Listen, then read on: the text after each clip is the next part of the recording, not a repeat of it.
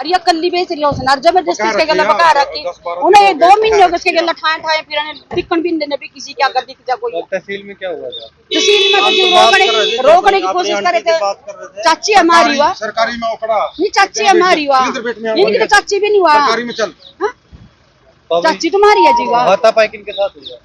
उसके साथ सुभाष सर के साथ हुई। कौन है सुभाष सर पे रायपुर रोडान का हाँ श्रीमेर सिंह जी। आप क्या लगते हो जी?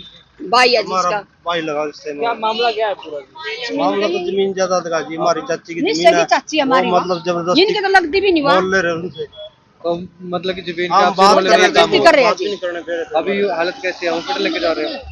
ये भी हॉस्पिटल में लेकर जा रहे। मैं तो जी अपनी मर्जी से बेच रही जी।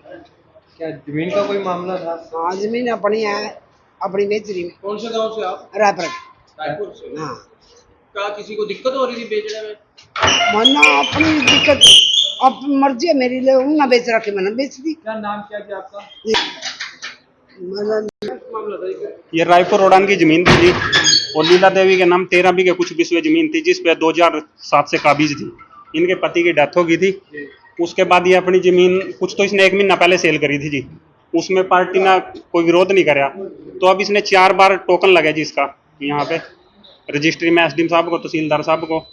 तो इसको बार बार इसके साथ झगड़ा कर रहे थे, जान से मारने की धमकी दे रहे थे। हाँ तहसील में हाथापाई हो रही जी, सबके कपड़े फाड़ दिए जी हमारे भी जो हम लेने वाले थे। इसके जो जेठ के लड़के और इसके रिश्तेदार है 1-2। तो इनका कोई आके वारिस है माता जी? इनके माता जी अकेली हैं।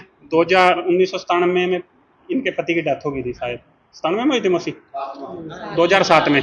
तब से अपनी जमीन पे काबिज है जी। तो अभी मामला के पुलिस प्रशासन में इन्होंने पुलिस से गुहार लगाई। भाजपा सरकार की नीतियों से इनको आज लाभ मिला। इन्होंने अपनी स्वतंत्रता से अपनी जमीन की रजिस्ट्री करा दी। उससे पहले इनके साथ पूरी बदमाशी हुई, हाथापाई हुई। धन्यवाद।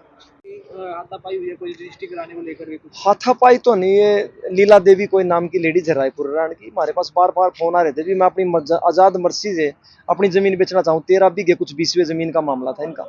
अपनी मौसी के अपनी बहन लगा लो उसकी, उसको बेचना चाहती थी। और दूसरा है उसके परिवार कुटुंब है मुश्तरका खाता, उन्होंने अपना हिस्सा बेचा है। और वो दूसरा पक्ष ये कह रहा था जी ये जबरदस्ती करे। जबरदस्ती वाला कोई मामला नहीं। हमने अलग से भी सभी को एक तरफ कर लीला देवी के बयान लिए।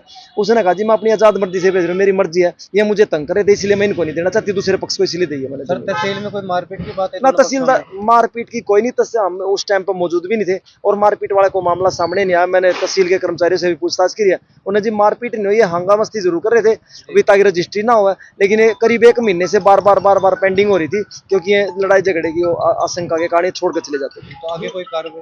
दूसरे पक्ष के द्वारा ना एक आरोप लगाया जा रहा है कि सरपंच है उसके द्वारा दबाव पाया जा रहा है कुछ जमीन के लिए। ऐसा कोई हमारे सामने दबाव का मामला नहीं है। अकेले में भी लीला देवी से पूछताछ करी, उसने भी ये कहा भी हमारा ऐसा कुछ मामला नहीं। तो आगे का कुछ कार्रवाई की उसने दरखास्त दी थी लीला देवी ने भी। मुझे शक है कि कदे मेरे साथ झगड़ा ना कर दे, इसलिए उसने बयान दे दिया। अभी मेरी अब रजिस्ट्री हो गई है, मैं अपने कुछ कार्रवाई नहीं करना चाहता। धन्यवाद सर।